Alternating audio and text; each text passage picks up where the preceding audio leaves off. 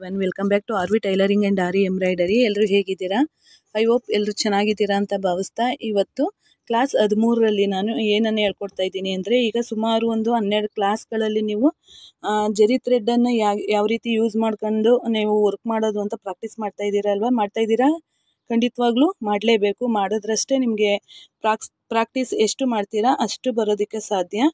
ಈಗ ನಾನು ಜರಿ ಥ್ರೆಡ್ಡಲ್ಲಿ ಈಗ ಏನೆಲ್ಲ ತೋರಿಸ್ಕೊಟ್ಟಿದ್ದೀನಲ್ಲ ಡಿಸೈನ್ಸು, ಅವೆಲ್ಲನೂ ಜರಿ ಥ್ರೆಡ್ಡಲ್ಲಿ ಯಾವ ರೀತಿ ಮಾಡೋದು ಅಂತ ತೋರಿಸ್ಬಿಟ್ಟು ನಾನು ಮುಂದಿನ ಕ್ಲಾಸ್ಗೆ ಹೋಗಬೇಕು ಅಂತ ಅಂದ್ಕೊಂಡಿದ್ದೀನಿ. ಯಾಕೆ ಅಂದರೆ ನೀವು ಜರಿ ಥ್ರೆಡ್ಡಲ್ಲಿ ಮಾಡಿ ಅಭ್ಯಾಸ ಇರುತ್ತೆ ನಿಮಗೆ, ಈ ಸಿಲ್ಕ್ ಥ್ರೆಡ್ಡಲ್ಲಿ ಮಾಡೋದು ಗೊತ್ತಿರಲ್ಲ.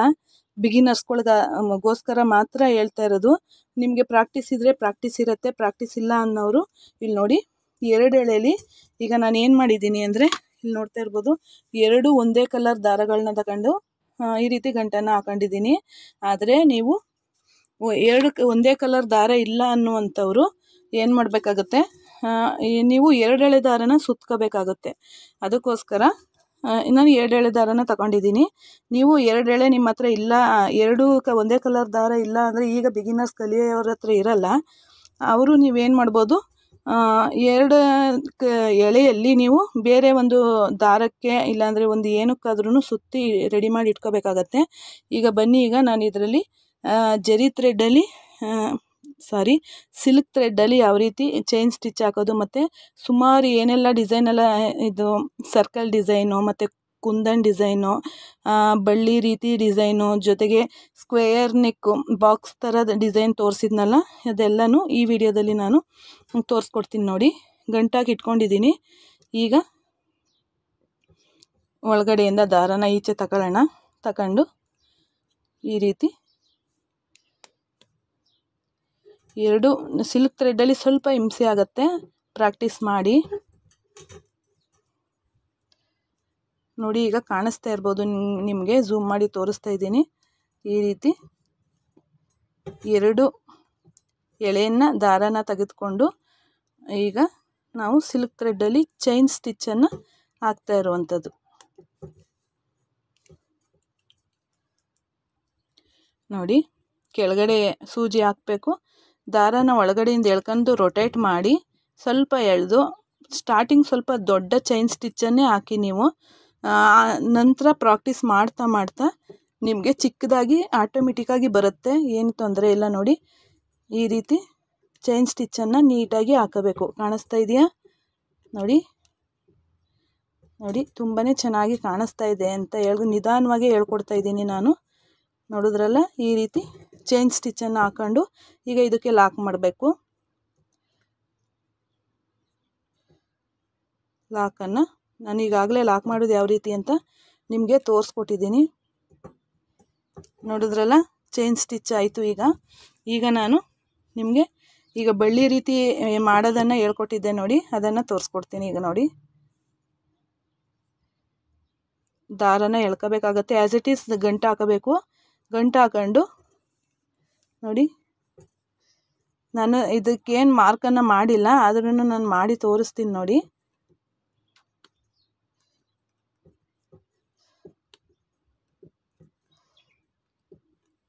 ಕ್ರಾಸ್ ಆಗಿ ಬಳ್ಳಿ ಅಂದರೆ ನಿಮ್ಗೆ ಗೊತ್ತಿರುತ್ತೆ ನೋಡಿ, ಆ ರೀತಿ ಹಾಕೊಂಡು ಹೋಗ್ಬೇಕಾಗತ್ತೆ ನೋಡಿ. ಪ್ರಾಕ್ಟೀಸ್ ಮಾಡಿ, ಏನು ಕಷ್ಟ ಇಲ್ಲ, ಆರಾಮಾಗಿ ಮಾಡ್ಬೋದು. ಸ್ವಲ್ಪ ಗ್ರಿಪ್ ಸಿಗೋವರೆಗೂ ನಿಮಗೆ ಸ್ವಲ್ಪ ಹಿಂಸೆ ಆಗ್ಬೋದು, ಬಿಟ್ರೆ ಆರಾಮಾಗಿ ನೀವು ಮಾಡ್ಕೊಂಡು ಹೋಗ್ಬೋದು ನೋಡಿ. ಆರಾಮಾಗಿ ಇದು ಸೇಮ್ ಬೇಸಿಕ್ ಚೈನ್ ಸ್ಟಿಚ್ ಥರನೇ ಬರುತ್ತೆ, ಆದರೆ ಸ್ವಲ್ಪ ಇದು ಮಾಡಬೇಕಾಗತ್ತೆ ಅಷ್ಟೇ. ಈಗ ಇದಕ್ಕೆ ಲಾಕ್ ಮಾಡ್ತಾಯಿದ್ದೀನಿ ನಾನು. ಈ ಡಿಸೈನ್ಸ್ ಎಲ್ಲ ಈಗಾಗಲೇ ತೋರಿಸಿರೋದ್ರಿಂದ ನಿಮಗೆ ಸ್ವಲ್ಪ ತೋರಿಸ್ತಾ ಇದ್ದೀನಿ ಅಷ್ಟೇ ನೋಡಿ. ಲಾಕ್ ಮಾಡಿದೆ.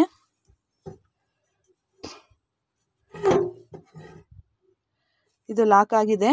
ಈಗ ಸರ್ಕಲ್ ರೀತಿ ನಾನು ಈಗ ಮಾಡಿ ತೋರಿಸ್ತಾ ಇದ್ದೀನಿ. ಸರ್ಕಲ್ ಇದನ್ನು ಈಗ ರೌಂಡಾಗಿ, ಈಗೇನು ರೌಂಡ್ ಸರ್ಕಲನ್ನು ಹಾಕೊಂಡಿದ್ದೀನಿ ನಾನು, ಆ ಸರ್ಕಲ್ ಮೇಲೇ ನೀವು ಪ್ರಾಕ್ಟೀಸ್ ಮಾಡ್ಕೊತಾ ಬನ್ನಿ.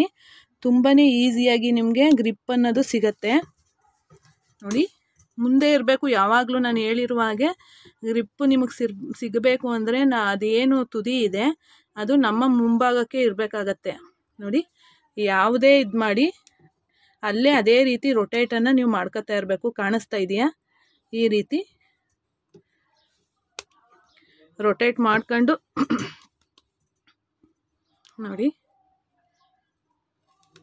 ಹೀಗೆ ರೊಟೇಟ್ ಮಾಡ್ಕೊಂಡು ದಾರನ ಕೆಳಗಡೆಯಿಂದ ನೀಟಾಗಿ ದಾರನ ಕೊಟ್ಕೋಬೇಕು. ಆಮೇಲೆ ಇನ್ನೊಂದು ಪ್ರಾಬ್ಲಮ್ ಏನಾಗುತ್ತೆ ಗೊತ್ತಾ ಫ್ರೆಂಡ್ಸ್, ಇದು ಏನಾಗುತ್ತೆ ಅಂದರೆ ನೀವು ಕೆಳಗಡೆ ಎರಡೂ ದಾರನೂ ನೀವು 2 ಎಳೆ ದಾರ ಇದೆಯಲ್ಲ 2 ಎಳೆನೂ ನೀವು ಕೊಟ್ಕೋಬೇಕಾಗತ್ತೆ.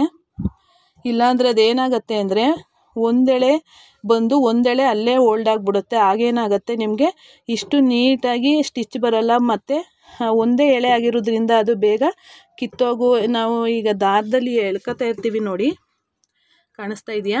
ದಾರದಲ್ಲಿ ಎಳ್ಕೊತಾ ಇರ್ತೀವಿ ನೋಡಿ, ಆಗ ಅದು ಕಿತ್ತೋಗುವಂಥ ಚಾನ್ಸಸ್ ಜಾಸ್ತಿನೇ ಇರ್ತದೆ. ಅದಕ್ಕೋಸ್ಕರ ನೋಡಿ ಈ ರೀತಿ ನಾನು ಯಾವ ರೀತಿ ಮಾಡ್ತಾ ಇದ್ದೀನೋ ಅದೇ ರೀತಿ ನೀವು ಪ್ರಾಕ್ಟೀಸ್ ಮಾಡ್ಕೊತಾ ಬನ್ನಿ. ಈಗಾಗಲೇ ನೀವು ಜರಿ ಥ್ರೆಡಲ್ಲಿ ಪ್ರಾಕ್ಟೀಸ್ ಮಾಡಿರ್ತೀರ ಅಂತ ನಾನು ನಂಬ್ಕೊಂಡಿದ್ದೀನಿ. ಯಾಕೆಂದರೆ ನಿಮಗೆ ಗ್ರಿಪ್ ಸಿಗಬೇಕು ಅಂತಂದರೆ ನಾನು ಹೇಳ್ದಂಗೆ ದಿನ ಪ್ರಾಕ್ಟೀಸ್ ಇರಬೇಕು. ಪ್ರಾಕ್ಟೀಸ್ ಇದ್ದಾಗಷ್ಟೇ ಅದು ನೀಟಾಗಿ ಬರೋದಕ್ಕೆ ಸಾಧ್ಯ. ಅದಕ್ಕೋಸ್ಕರ ಈ ರೀತಿ ನೀವು ಪ್ರಾಕ್ಟೀಸ್ ಮಾಡ್ಕೊಳ್ಳಿ ಅಂತ ಹೇಳ್ತಾ ನೋಡಿ, ಸರ್ಕಲ್ಲು ಡಿಸೈನು ಕಂಪ್ಲೀಟ್ ಆಗೇ ಹೋಯ್ತು. ಜರಿ ಥ್ರೆಡ್ಡಲ್ಲಿ ಏನು ಈಸಿಯಾಗೇ ಆಯಿತು ನೋಡಿ, ಯಾವುದು ಕಷ್ಟ ಆಗಲಿಲ್ಲ. ನೀವು ಮನಸ್ಸಲ್ಲಿ ಕಷ್ಟ ಇದು ಅಂತ ಅನ್ಕೋಬಾರ್ದು. ನಿಮಗೆ ಗ್ರಿಪ್ ಸಿಗೋ ಗಂಟ ಅಷ್ಟೇ ಕಷ್ಟ. ನಾನು ಪದೇ ಪದೇ ಹೇಳ್ತಾ ಇದ್ದೀನಿ. ಗ್ರಿಪ್ ಸಿಕ್ಕಿದ ಮೇಲೆ ನೋಡಿ ಈಗ ಲಾಕ್ ಹಾಕುವಂಥದ್ದು. ಲಾಕಲ್ಲೂ ಅಷ್ಟೇ 2 ಎಳೆ ದಾರನೂ ನೀವು ಸೇರಿಸ್ಕೋಬೇಕಾಗತ್ತೆ. ಇಲ್ಲಿಂದ ತೆಗೆದು ಅದರೊಳಗಡೆಯಿಂದ ಅದೇನು ಜರಿ ಥ್ರೆಡ್ ದಾರ ಇದೆ ನೋಡಿ, ಇದನ್ನು ಈ ರೀತಿ ಎಳ್ಕೋಬೇಕಷ್ಟೆ. ಈ ರೀತಿ ಎಳ್ಕೊಂಡಾಗ ಇದು ಲಾಕ್ ಆಯಿತು. ಈಗ ನಾವು ಚೆಕ್ಸಲ್ಲಿ ನಾನು ತೋರಿಸಿದ್ದೆ ಮೊದಲೇ, ಚೆಕ್ಸಲ್ಲಿ ನಾವು ಯಾವ ರೀತಿ ಮಾಡೋದು ಅಂತ ಇದನ್ನು ತೋರಿಸ್ಕೊಡ್ತೀನಿ. ಇದನ್ನು ಯಾವ ರೀತಿ ನೋಡಿ ನೀಟಾಗಿ ಬರ್ಕೋಬೇಕು, ಕ್ರಾಸಾಗಿ ಬರಬಾರ್ದು. ನೀಟಾಗಿ ಬರ್ಕೊಂಡು ಆ್ಯಸ್ ಇಟ್ ಈಸ್ ಕೆಳಗಡೆ ಗಂಟು ಹಾಕಬೇಕು. ಗಂಟು ಹಾಕೊಂಡು ಇಲ್ಲಿ ನೋಡಿ ಇದನ್ನು ಎಳ್ಕೊಂಡು ಹಿಂದೆ ಒಂದು ಲಾಕನ್ನು ಮಾಡ್ಕೊಳ್ಳೋಣ. ಮಾಡ್ಕೊಂಡು ಆ್ಯಸ್ ಇಟ್ ಈಸ್ ನೋಡಿ ಈ ರೀತಿ ಇಲ್ಲಿ ನಾನೇ ಮೊದಲೇ ಹೇಳ್ಕೊಟ್ಟ ಹಾಗೆ ಇಲ್ಲೊಂದು ಸೀಕ್ರೆಟ್ ಇರುತ್ತೆ. ಆ ಸೀಕ್ರೆಟನ್ನು ತಿಳ್ಕೊಂಡ್ರೆ ನೋಡಿ, ಇಲ್ಲಿ ಹಾಕ್ಬಾರ್ದು, ಇಲ್ಲಿ ಹಾಕ್ಬಾರ್ದು, ಇಲ್ಲಿ ಈ ಕಡೆ ಸೈಡಲ್ಲಿ ಲಾಕ್ ಮಾಡ್ಕೋಬೇಕು, ಒಂದು ಪುಟ್ಟ ಲಾಕ್. ಆಗ ನಿಮಗೆ ಚೆಕ್ಸ್ ಅನ್ನೋದು ಮೂಲೆ ಏನು ಬರುತ್ತೋ ಆ ಮೂಲೆ ಎಲ್ಲ ಪರ್ಫೆಕ್ಟಾಗಿ ಬರುತ್ತೆ ನೋಡಿ. ಅದು ಅಷ್ಟು ನೀಟಾಗಿ ಬಂದಾಗ ನಿಮಗೆ ಡಿಸೈನ್ ಅನ್ನೋದು ತುಂಬಾ ಚೆನ್ನಾಗಿ ಕಾಣಿಸುತ್ತೆ. ಈಗ ನೋಡಿ ಝೂಮ್ ಮಾಡಿದ್ದೀನಿ, ಕಾಣಿಸುತ್ತೆ ಚೆನ್ನಾಗಿ. ಈಗ ನೋಡಿ ಈಗ ತೋರಿಸಿದ್ನಲ್ಲ, ಇಲ್ಲಿ ಲಾಕ್ ಮಾಡೋ ಆಗಿಲ್ಲ, ಇಲ್ಲಿ ಮಾಡ್ಕೋಬೇಕು.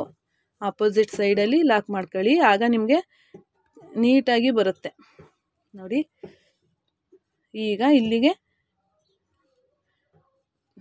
ಈ ರೀತಿ ಚೈನ್ ಸ್ಟಿಚ್ ಪ್ರತಿಯೊಂದನ್ನು ನೀವು ಯಾವುದೇ ಡಿಸೈನ್ ಮಾಡಿ ಅಲ್ಲಿ ಚೈನ್ ಸ್ಟಿಚ್ ಇದ್ದೇ ಇರುತ್ತೆ. ಆ ಚೈನ್ ಸ್ಟಿಚ್ ಇದ್ದಾಗ ನಿಮಗೆ ನೀಟಾಗಿ ಎಲ್ಲ ಬರುತ್ತೆ. ಅದಕ್ಕೋಸ್ಕರ ನಾನು ಚೈನ್ ಸ್ಟಿಚ್ಚಲ್ಲಿ ಹಲವಾರು ಡಿಸೈನ್ಸ್ಗಳನ್ನು ನೋಡಿ, ಇಲ್ಲ ಹಾಕ್ಬಾರ್ದು, ಇಲ್ಲ ಹಾಕಿ ಹಿಂದಕ್ಕೆ ಹಾಕಬೇಕಾಗುತ್ತೆ. ಲಾಕನ್ನು ಹಾಕೊಂಡು ಈಗ ಮುಂದೆ ಏನಿದೆ ನೋಡಿ ಈ ರೀತಿ ಹಾಕೊಂಡು ಕೆಳಗಡೆ ಏನು ಫಸ್ಟೇ ಹೇಳಿದ್ನಲ್ಲ ನಾನು, ದಾರನ 2 ಎಳೆ ದಾರನೂ ನಾವು ಸೂಜಿಗೆ ಕೊಡಬೇಕಾಗತ್ತೆ. ಇಲ್ಲಿ ನೋಡಿ ಈ ರೀತಿ ಕಟ್ಟಾಗಿ ಹೋಗೋದು ಮತ್ತು ಸೂಜಿಯಿಂದ ದಾರ ಕಳ್ಕೊಳ್ಳೋದು ಆ ರೀತಿ ಎಲ್ಲ ಆಗ್ತಾನೇ ಇರುತ್ತೆ. ಕಳ್ಕೊಂಡಾಗ ಪುನಃ ಮತ್ತೆ ಅದೇ ದಾರದೊಳಗಡೆಗೆ ಸೇರಿಸ್ಕೋಬೇಕಾಗತ್ತೆ ನೋಡಿ. ಈಗ ಬಂದು ಇಲ್ಲಿ ಲಾಕನ್ನು ಮಾಡ್ಕೋಬೇಕಾಗತ್ತೆ ನೋಡಿ. ಇಲ್ಲಿ ಲಾಕನ್ನು ಈ ರೀತಿ ಈ ದಾರದೊಳಗಡೆಯಿಂದ ಆ ದಾರದೊಳಗಡೆ ಎಳ್ಕೊಂಡ್ರೆ ಆಯಿತು. ಈಗ ನೋಡಿದ್ರಲ್ಲ, ಚೈನ್ ಸ್ಟಿಚ್ ಆಯಿತು. 4 ಡಿಸೈನ್ಸನ್ನು ನಾನು ಇದೇ ವಿಡಿಯೋದಲ್ಲಿ ನಿಮಗೆ ತೋರಿಸ್ಕೊಟ್ಟಿದ್ದೀನಿ. ಇಲ್ಲಿ ಚೈನ್ ಸ್ಟಿಚ್ ಬೇಸಿಕ್ ಆಯಿತು, ಇಲ್ಲಿ ಬಳ್ಳಿ ರೀತಿ ಬರುವಂಥದ್ದಾಯಿತು, ಸರ್ಕಲ್ ಆಯಿತು, ಮತ್ತು ಸ್ಕ್ವೇರ್ ಯಾವ ರೀತಿ ಮೂಲೆನ ಕೂರಿಸ್ಬೇಕು ಅನ್ನೋದನ್ನು ತೋರಿಸ್ಕೊಟ್ಟಿದ್ದೀನಿ.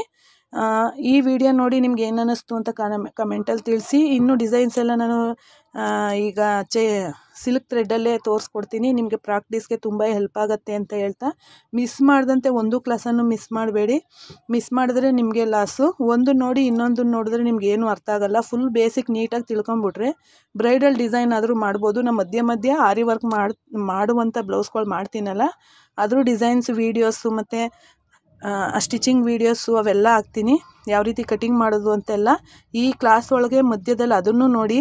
ನೀವು ಯಾವುದೇ ಒಂದು ವಿಡಿಯೋ ನೋಡಿದ್ರೆ ಯಾವುದೇ ಲಾಸ್ ಇಲ್ಲ ನಿಮಗೆ. ಒಂದೊಂದು ವಿಷಯಗಳನ್ನು ತಿಳ್ಕೊಳ್ಳೋದಕ್ಕೆ ಅನುಕೂಲ ಆಗುತ್ತೆ ಅಂತ ಹೇಳ್ತಾ ಈ ವಿಡಿಯೋನ ಇಲ್ಲಿಗೆ ಕೊನೆ ಮಾಡ್ತಾ ಇದ್ದೀನಿ. ಇದೇ ರೀತಿ ನೀವು ದಿನ ಪ್ರಾಕ್ಟೀಸ್ ಮಾಡಿ ಅಂತ ಹೇಳ್ತಾ, ಮತ್ತು ಇನ್ನೊಂದು ವಿಷಯ, ಈ ವಿಡಿಯೋ ಇಷ್ಟ ಆದರೆ ಲೈಕ್ ಕೊಡೋದನ್ನು ಮರಿಬೇಡಿ. ನೀವು ಎಷ್ಟು ಲೈಕ್ ಕೊಡ್ತೀರೋ ಅಷ್ಟು ಜನಕ್ಕೆ ರೀಚ್ ಆಗುತ್ತೆ ಅಂತ ಹೇಳ್ತಾ, ನಿಮ್ಮ ಫ್ರೆಂಡ್ಸ್ ಆ್ಯಂಡ್ ಫ್ಯಾಮಿಲಿಗೆ ಶೇರ್ ಮಾಡಿ. ಆದಷ್ಟು ಸಬ್ಸ್ಕ್ರೈಬ್ ಮಾಡಿ. ಹೊಸ್ದಾಗಿ ನೋಡ್ತಾ ಇರುವಂಥವರು ಫ್ರೆಂಡ್ಸ್ ಸಬ್ಸ್ಕ್ರೈಬ್ ಮಾಡ್ಕೊಂಡು ನೋಡಿ ಅಂತ ಹೇಳ್ತಾ ಇಲ್ಲಿಗೆ ಈ ವಿಡಿಯೋನ ಮುಗಿಸ್ತಾ ಇದ್ದೀನಿ. ಮುಂದಿನ ಇನ್ನೊಂದು ವಿಡಿಯೋದೊಂದಿಗೆ ಸಿಗ್ತೀನಿ. ಅಲ್ಲಿವರೆಗೂ ಧನ್ಯವಾದಗಳು. Thank you for watching friends. Thank you.